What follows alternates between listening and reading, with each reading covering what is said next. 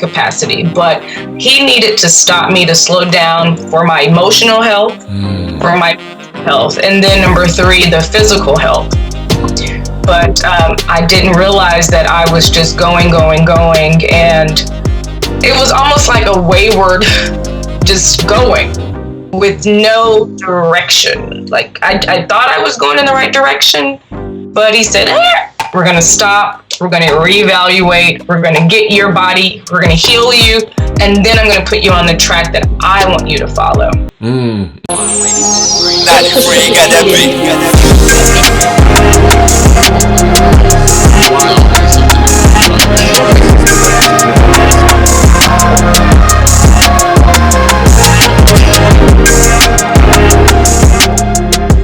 What's going on, family? It's your brother Lawrence here with another episode of Watch God Work. Today I have my sister, our sister, but I'm being a little possessive because she's such a light, Lyndsay Levingston. What's going on, sis? Hello, Lawrence, my brother in Christ. Such a pleasure to be here. I am honored. Thank you. Thank you. I'm grateful that you are here. I like to get right into it. We don't waste time here. Who is Lyndsay Levingston? Southern Belle, woman of God, because I am very intentional and I strive every day to walk the walk and practice what I preach. I'm a surviveher in many capacities, a breast cancer surviveher. I'm a surviveher of the COVID-19 pandemic. I'm a surviveher of a toxic relationship. I'm a surviveher of financial challenges. I mean, I think surviveher is relatable to so many people in so many different ways, but I consider myself a survivor. And it's all because of the grace of God that I am here before you today. It touches me deeply, obviously, because I think it's like the paradox of, when people hear about it, whether you know about God or not, you hear about the cross. And the question I often like to ask is like, what does that represent? When people hear about that, and some people say it's like the love of God, and I'm just like, it's also just like the tension, the ugliness of just of humanity and sin at the same time. And I think when I hear this, I've had the grace and the benefit of knowing many sisters who have walked through at least the battle of both relationship, but then also financial, which I think is across the board. But I think this other piece of, navigating and surviving and thriving through a battle with breast cancer. I had a battle with that. And I think it hits me, but at the same time, it makes me feel a bit heavy because it's just like, man, no one should be doing that alone. No one should be going through that. I almost want to start a bit, to kind of rewind a bit, because you in Houston, Texas, we shout out to Mup City. Texas, yes. I said Southern Belle, but I'm such a proud Houstonian and glad to be back home. Most definitely. I just kind of want to, I always am interested when there are personalities who are given that gift from God in their life, what home life was like. I sometimes wonder if, like, you have the microphone and you in front of your mirror, like, just talk me through just kind of your early getting to know yourself and getting to know your gifts. What was the environment in your home coming up? How did you get to an understanding of, okay, maybe God is leading me on the path, or was this completely left? When I was in kindergarten, I decided that I wanted to be a pediatrician. I don't know where that came from, but what has always been a part of my life, childhood through adulthood, is public speaking. And growing up in a household with an educator, my mom, was a high school principal, administrator, and just having an educator in the home, I think also inspired that love of not only educating and speaking in front of audiences, but engaging audiences. So I've always had that love of speaking. And when I went to college at the University of North Texas, I studied communication studies because I knew that under that umbrella, I would fall into place the way God wanted me to. I started teaching, but there was always this whisper in my ear that there was something greater beyond the classroom. And after interning and volunteering at a local station here in Houston, the city of Houston's public access channel, I really fell in love with this idea of telling stories and using my love of writing to enter the media realm. But I will say that I had a beautiful childhood. I was exposed to so much, studied dance. And so I think being on stage too attributes personality, just performing. And so I transferred all of those skills into media and working as a TV news reporter, anchor, host, red carpet host. And you just give me the microphone and let me tell a story, let me interview people. I just love engaging with people and engaging audiences. So I think there's a combination there, Lawrence, of things that and people who've inspired me and experiences that have inspired that media side of LL. You can call me LL too, by the way. One of the things that I like is almost seeing just the divinity in all the work, right? You know, I think we believe, and I think everybody believes, that there's dignity in all work that people do, no matter what it is. But it's also a picture of just like of a higher being in the work that you do. And so when you talk about just loving to tell stories, loving to communicate, you know, we always say here, even on the show, it's just like Jesus is the best communicator, the best storyteller of all time, right? Through the parables. And so when people see people walking in that, it's a shadow of Jesus and doing that. I like how there's a story of just nothing being wasted, because sometimes I've heard a story of people getting into being on air. Right. There's a couple of different paths. There's some like who was like, I was a writer, journalism, and that was very important. Some people came a little bit late. Right. But you kind of started teaching. And then you said there's something more here. Is one of the tensions in the time now, I think, over the past year in elections and politics has been, to what degree are you there to just simply to share the facts, quote unquote, of what's there, versus there is a responsibility, moral, human responsibility to give perspective? So as a journalist, one of the challenges is to present facts with no bias. So I was simply the vessel to relay information to audiences, and in some instances serving as a voice for the voiceless, right? So to serve as the megaphone for various issues or topics for our community, for another community. So really there was in some instances, there was an opportunity to contribute Lyndsay's perspective, but I always just looked at it as I was a vessel and I'm a talent to relay information in the best way so that my audience, my community will understand what's happening in the world, relaying events, using the skills and talents of public speaking to best represent us on camera with a microphone, but really to relay that information in the best way. It's interesting, hearing that, because I've heard a range, right? Because I think what you've shared is, I think, my understanding for years. But part of the reason I bring that up is that I do think that, just media in general, macro, and then at least broadcast, whether daily show, news, nightly, midday, that has been a real battleground for people's minds and attentions and how it's being shaped, right? For better or for worse. And so sometimes the question I've always had, my prayers have been just like, Lord, people of faith, I pray that there are people of faith who are helping to steer and fight against, I think, sometimes that going the other way. There's some view of early on in your career, it's uncertain. Just what was your conversations with God during that time when you're kind of like, okay, I'm freelancing a bit here, I'm doing this. Before the gig came, the real more stable gigs came in. Just what was the dynamic with God at that time as you were navigating it to say, Lord, do you want me to do this? Or, does this make sense? So there were a lot of prayers around God, am I following your will and your way? Is this my purpose? And he would offer what I refer to as God winks. So those winks would come in the form of another open door or an opportunity or a hosting opportunity. So that's when I knew I was on the right path, or an acceptance letter, a job offer.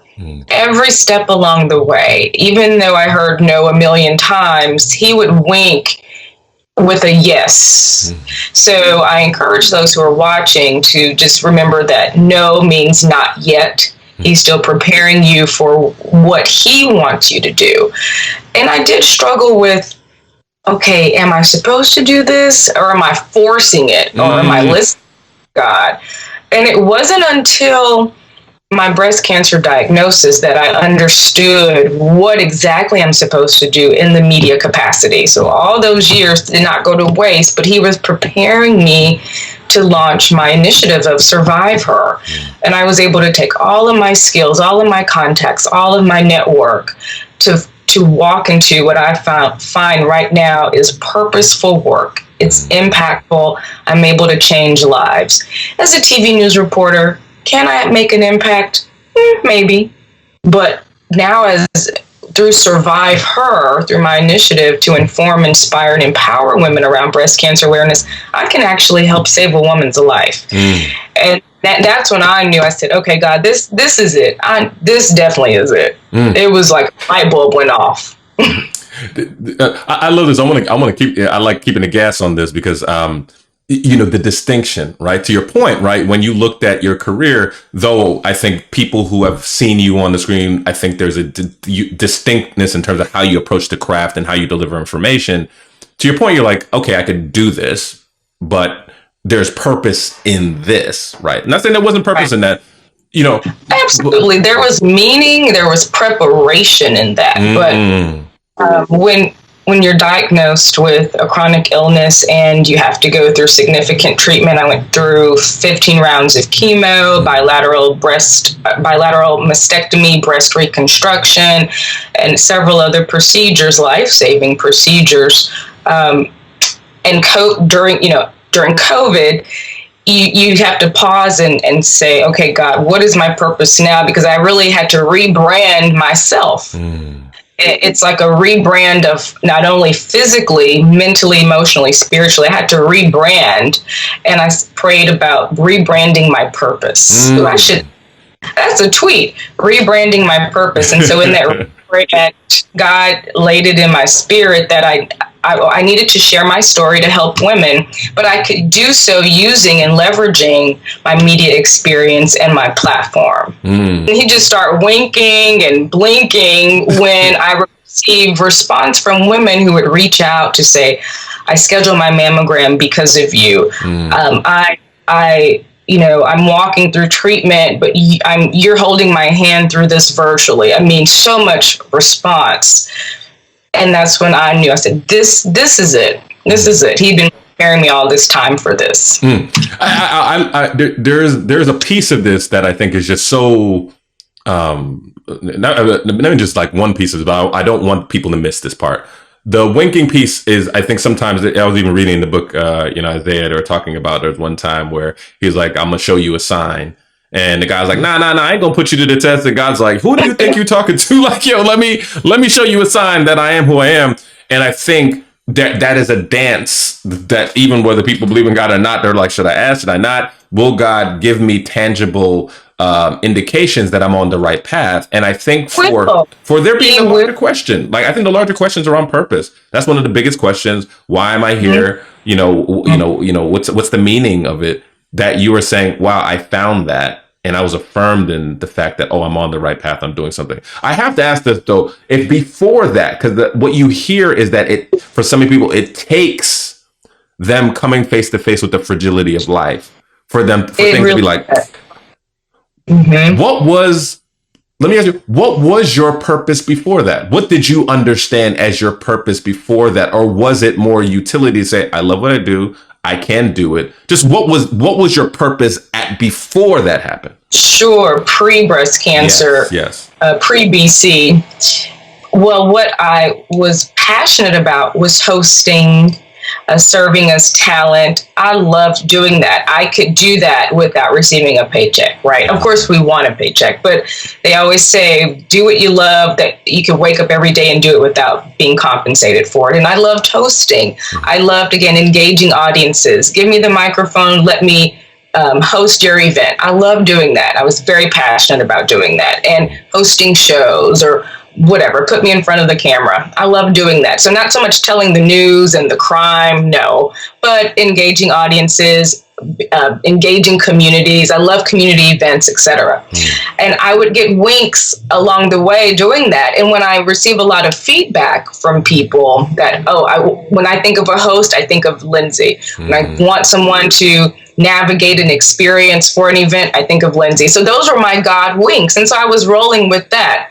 But still, I was, there was still some internal turmoil about, well, is this ultimately, God, what you want me to do? And then it did take that diagnosis being face-to-face, really face-to-face with my mortality, in which she said, I'm giving you a restart, another start, another chance, a second chance at life to do what I want you to do. So for you, do you see it more as God was preparing you? As you said, you talked about preparation, or because you said gave a second chance, or was it the fact that he may have been nudging me to do more work that served people earlier? Or, I like that more. Well, I was serving people. Exactly. But was it life-changing service? Was it, or was it just talent? I served the community. I could host a nonprofit gala, but was that saving lives or changing lives? Likely not. So was it really helping God's kingdom? Was I supporting his kingdom? Was I aiding the kingdom?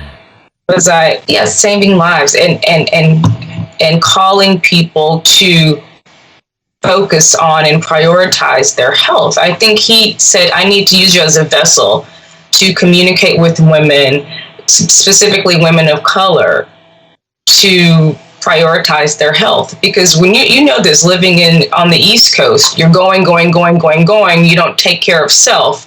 And then all of a sudden something happens and, well, how do you react to that?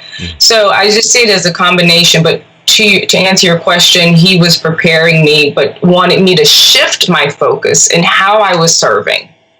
It was a shift in focus, a significant shift in focus.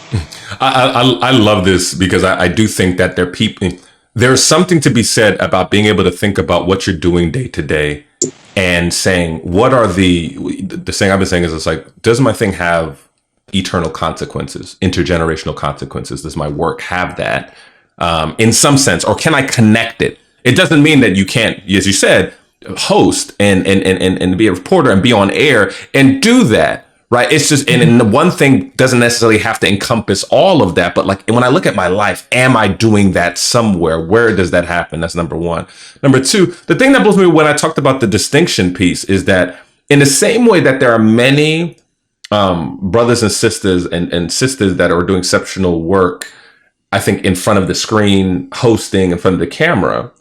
But there are similarly all these stories. Shout out to my sister, close sister, Christia Donaldson, right? Who literally, it woke up, right? With her, thanks God it's natural. And she was just like, oh my gosh, breast cancer changed her life, right? And then, and then from a fertility perspective, Coach Jesse and there's so many sisters I know who've navigated this. And so I'm hearing you say that sisters, like, I'm going to get my mammogram, there's sometimes inside of me just like, there's so much information. Why, to your point, for some reason, even though they see it around, every sports guy has breast cancer month and all this stuff, it's still not enough to get people to pause. Women needed to see someone who looks like them, who's relatable, someone who could communicate and break down what it really means to get a mammogram, what are the steps that you need to take. And I learned so much information, a wealth of information after countless doctor's appointments. I counted over 50, if not more, during the course of my journey. And I learned so much information. And I wanted to share this because I said, I wish I had learned this earlier in life. Let me share this with women. I thought it would have been selfish for me not to share it. Right. And God said, Lyndsay, you have the voice, you have the platform, go for it. And it's been so rewarding in so many ways, so rewarding, so fulfilling, just to be able to help women.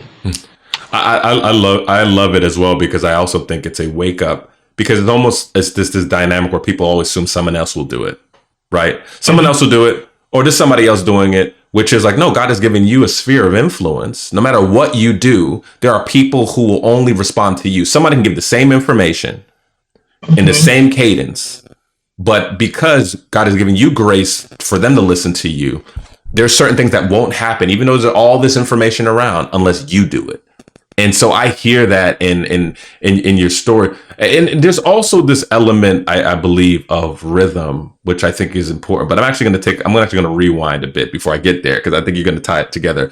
Which is, when I talk to my brothers and sisters that are from the South, often there's this perception from people, whether they're in the South or not, that, okay, you grew up in the South, below Mason-Dixon, Texas, you went to church.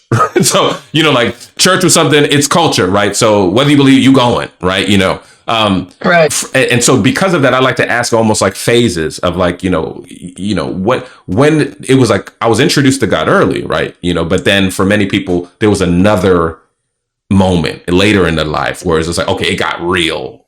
God became real good news to me. For you, what was that? What was the dynamic coming up? And then when was there another level where it really became your own and God became like, okay, God, like you are what I need beyond what I just always have known? That's a really good question, Lauren. So I was born and raised in the church, and a traditional Southern Baptist, experience. Born and raised in the church, and would go almost every Sunday with my mom. Growing up in a household in which church was just part of my life, I accepted Jesus as my Lord and Savior at the age of, I think I was 10, and was baptized. But of course at 10, I didn't know what it meant, but I was just really going with what I knew and what I would see and observe. And of course, through my mother's encouragement that let's, get you baptized and we're going to walk this walk. But I would say in my adult years, when I stepped out on faith and moved I was working in Tulsa, Oklahoma as a reporter. When I moved from Oklahoma to New York City, that was a moment in which I really leaned on God to say, hold my hand as I take this leap of faith. And he held my hand through the 9 years in which I lived in New York. But we became best friends when I was diagnosed, because all I could do is lean on him and rely on him and believe that he would heal me.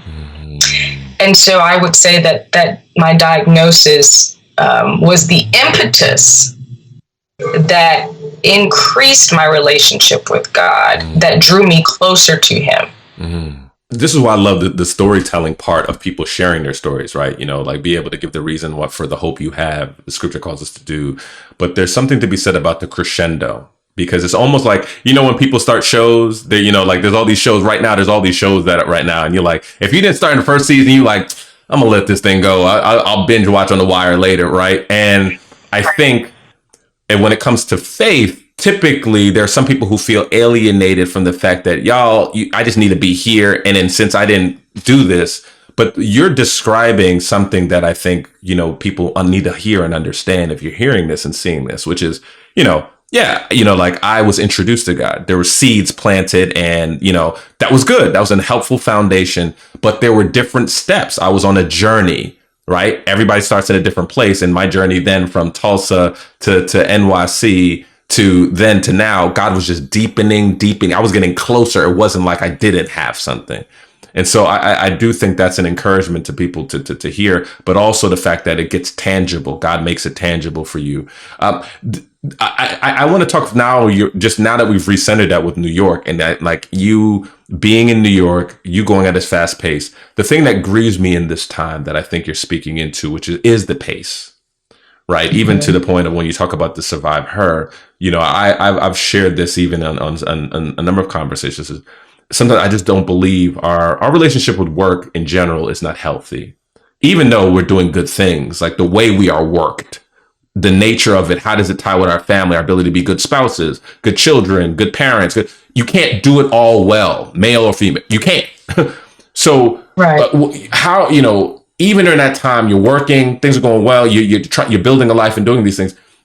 What was just your dynamic with God around your rhythm, right? Because sometimes I think as Christina was said in that time, for her, the stop was, it was her body telling her she was going too hard. And her body was saying she was doing that. Did you sense that, or was it until like afterwards you looked back, or did you get any indication along the way that God, before this happened, God was telling me to slow down, and I didn't do it?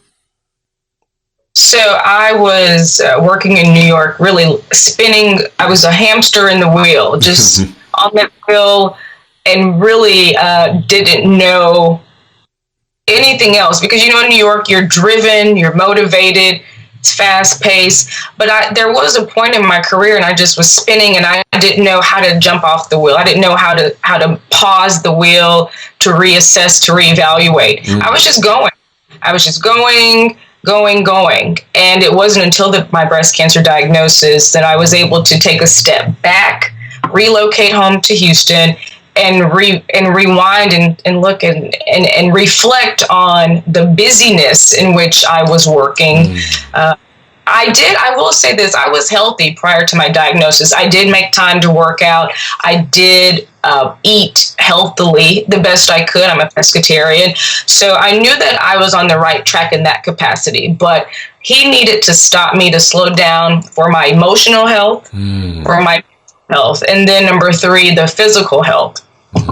But I didn't realize that I was just going, and it was almost like a wayward, just going with no direction. Like I thought I was going in the right direction, but he said, we're going to stop. We're going to reevaluate. We're going to get your body. We're going to heal you.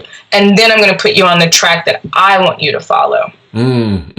What does that look like, I think, for someone hearing just this point of like being on the hamster wheel? I think everyone would come with a different picture of what that looks like, right? Because some could view, I'm on the path, but this is just nature of the work I'm doing. To your point, what is that piece now that you have, understanding now that you have around holistically being in the right rhythm, that you would guide somebody who may not know whether or not they're hamster wheeling or not unnecessarily?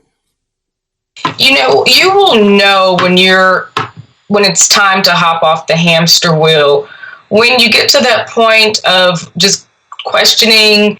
I mean, I was in prayer, serious prayer, and tears on my knees, like, God, what's next? What's next? What's next?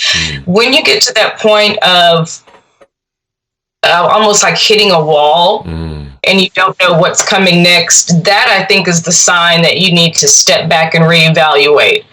Or if you're not fulfilled, if there's no sense of fulfillment in the work that you do, if there's no sense of peace in the work you do, that's another thing we need to talk about, Lawrence, is peace.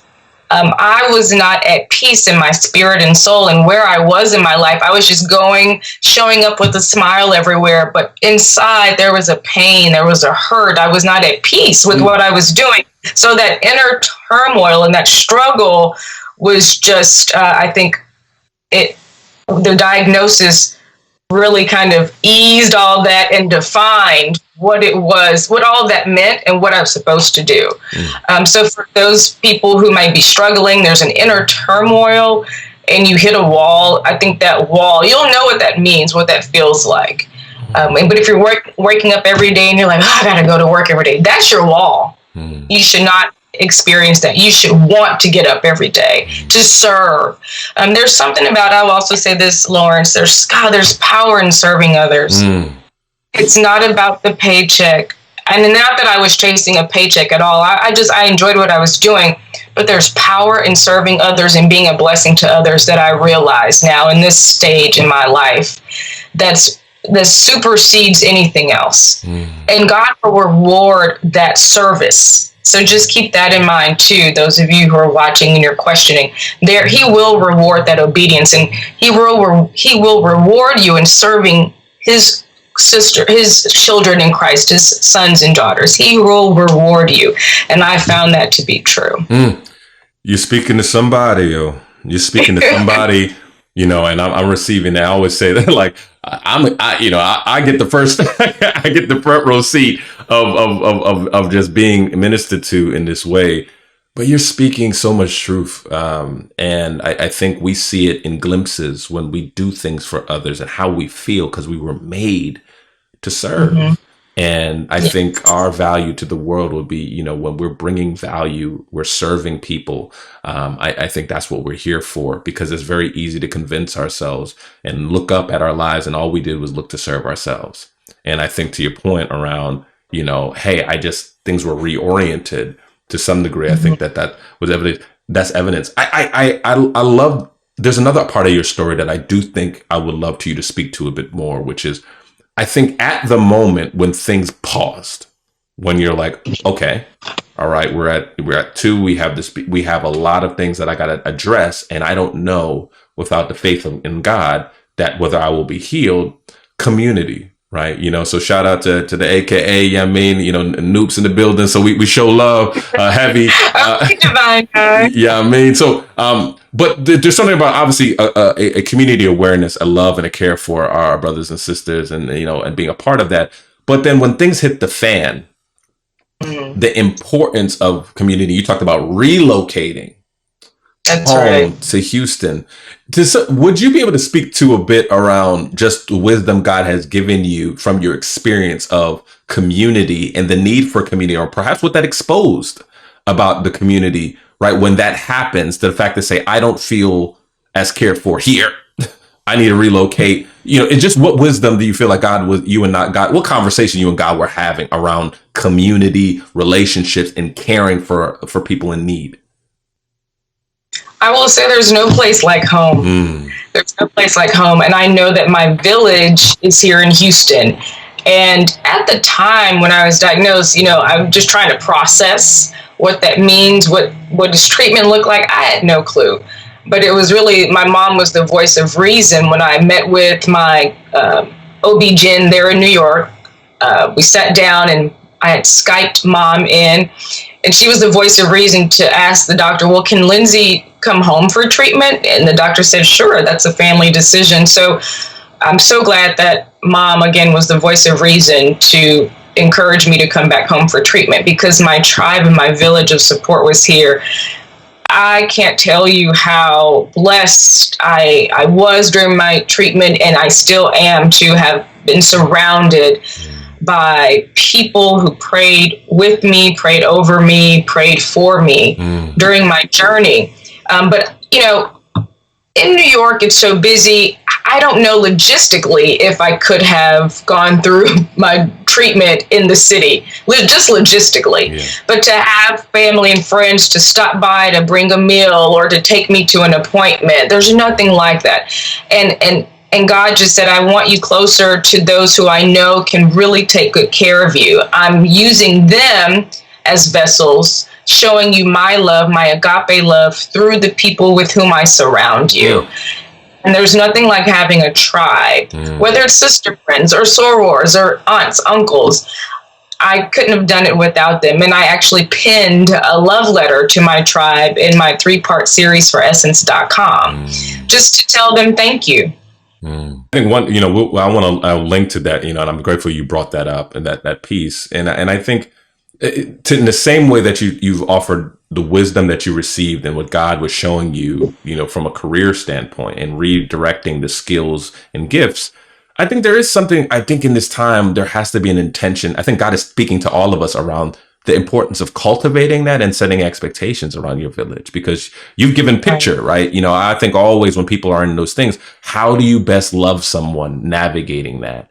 And I think you've given a picture of what that looks like. But I do think that many people may not be in a position that you were in to go home and have a village like that. And I think that's tremendous.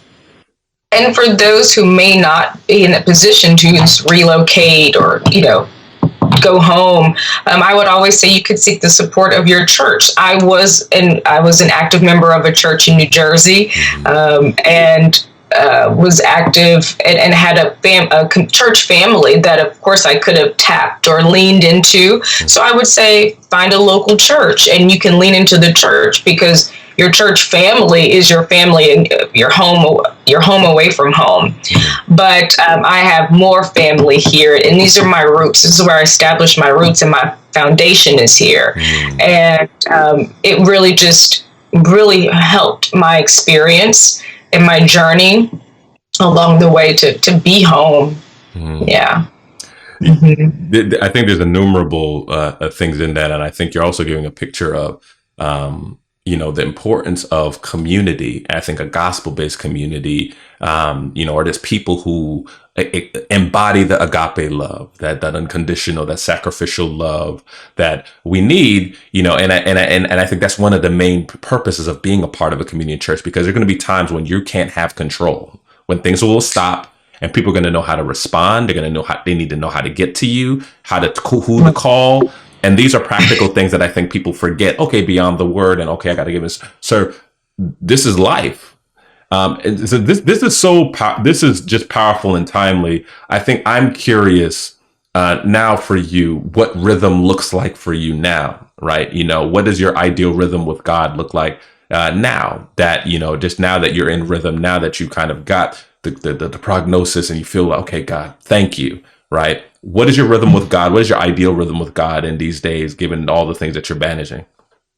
Oh, I love that word rhythm, because I think of dance. What is my dance like with God? I've been very intentional about opening the first moments that I open my eyes in the morning just to whisper thank you to him.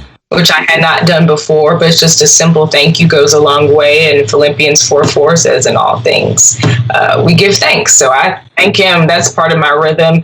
And I also now am very intentional about reading a daily meditation through the Bible app, really allowing that to carry me through my day, and journaling my feelings, my thoughts, having conversations with him. And another thing that I've started to practice and include in my rhythm are Daniel fasts, which could be new to some people. But let me say this, just to break it down, it's an opportunity for you to remove all the noise and distraction from your day to day, and just spend, 7 days with God, and being mindful of what we put into our bodies, because we have to honor our temples. But I've found that Daniel fasts have been just really life-changing for me. I'll jot down, let's say if I do the fast monthly, I'll write down a specific goal that I want to reach, and I just pray over that, and I spend time with God. I'm eating plant-based for those 7 days. And then while he might not come when you want him, but he comes right on time. And then I'll see the fruits of the seeds I've sown during that fast later, or it could be the next day or the next month, because I know that he rewards that obedience. But my rhythm now includes just that daily whisper of thank you, God, for waking me up, reading the Bible app, the Holy Bible app, a daily word meditation, and including Daniel fast or fasting monthly or every other month. Yeah, I love the rhythm. That's my favorite question. I've learned, because I think you get to know someone, you also get to know a picture of their life, and I think it also gives ways and opportunities that people could pray and also sow into that, or how do you clear blockages for people who already know you, so that you can do those things, because you're at your best when you're most connected to God. Now, I would love to kind of start to think ahead and give brothers and sisters who are hearing this and seeing this an opportunity to co-labor with you. What do you have coming up? What is part of the manifestation of your vision and work that you're doing? What do you have people to look forward to? How could they partner with you in the work that you're doing? Well, through my surviveher platform, surviveher is my business. So my prayers are to partner with brands for spokesperson opportunities, speaking engagements. I have a surviveher podcast. But if there are opportunities in which you would want to book surviveher, to engage with a women's ministry or a women's group or your girlfriend's brunch, that would be amazing. What I've also been praying about is a surviveher TV show. Of course, how do I take what I've been doing in TV and turning it into something that's really meaningful? So that's what I'm praying about, and I'm just manifesting what that looks like and just turning that over to God. So a lot of work in the survivor space is really what I'm focused on right now. And I also am an adjunct professor, so I teach collegiates how to write for media. I love teaching. That's always going to be part of my work. and any, virtual or in-person hosting events. I still am doing that. I think, that anytime you speak, you're teaching. I think people who have listened today, whether you know it or not, I think as a gifting that God has given you, we're learning about, I think, how to live better and how to live in lockstep with God, in the way that He's called us to. And so I'm just refreshed by that. And, I'm also just excited about more people bringing light to the fact that we're called not just to survive, but to thrive, and to giving people wisdom around their health, their body, giving them instruction of what it looks like walking with people so they're not walking through the valley. Though they have the rod and staff, they have brothers and sisters who are with them. But also all the other work that you're doing, I think, to give people a picture of God, to say, look, there's someone who knows God, who in their faith was healed and has given their life to serving others. And so for that and much more, Lyndsay, thank you. Thank you. Thank you. How do people find you? How do people find you? I know we're going to link things and all that, but how do people find you and connect with you? So on Instagram, thank you so much, Lawrence, for this tremendous opportunity to talk about God. I mean, this is simply a very needed and terrific and wonderful platform. So thank you for being obedient to your calling to create this platform. You can follow me via Instagram. It's Lynz, Lynz Christian TV. On Instagram, Twitter, it's Lyndsay Lev. Facebook, it's Lyndsay Levingston. You just Google Lyndsay Levingston, and I just relaunched. My website is lyndsaylevingston.com. Surviveher is imasurviveher.com. On Instagram, it's at I'm a surviveher. Listen, I'm my own publicist, so I'm trying to remember all of the different brands and handles, but you just type in lyndsaylevingston.com and everything is located there on my website. Man, brothers, thank you for sharing. And brothers and sisters who hear this, the kingdom should be also your extended PR team, so that we make sure that we have you in the place. But I think that this is timely, especially for the times, especially at things that open, where this is greenfield, of course, but evergreen, of course. But I'm so thankful for the message you're sharing, and I know that many more people will get to hear it. And so thankful. Thank you, Lyndsay. Thank you so much for this conversation. Wow.